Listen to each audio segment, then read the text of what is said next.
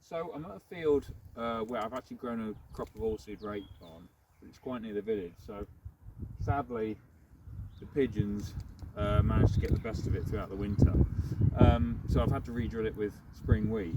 But it's fascinating, in the corner where the rape is actually okay and we've drilled into, it's a real good example of modern day farming techniques with the use of cover crops, which I do on the other farms, and you know, we're exploring lots of different options with that.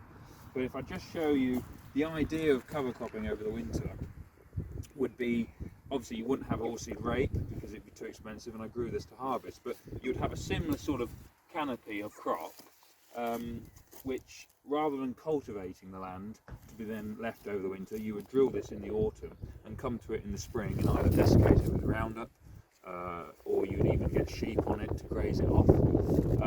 But if I just show you the idea of what a cover crop would be, if I can even get this, I can't even get that on pulled. We'll try this one, if I can get in.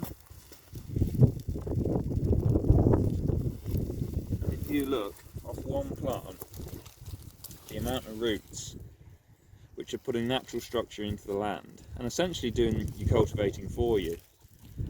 Well, that's the idea. So you would plant this in the autumn and let that do the work. You've got all the bacteria and fungi, you'll be feeding the worms.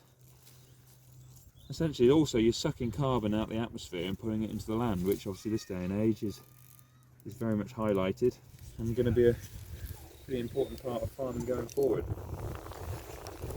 Always something new to learn, and going to try new techniques to be even more green and environmentally friendly.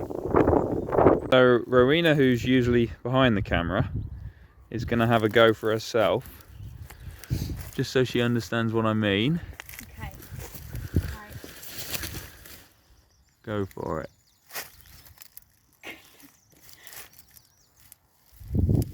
It's really stuck in there. Yeah, Really? a lot of roots on it.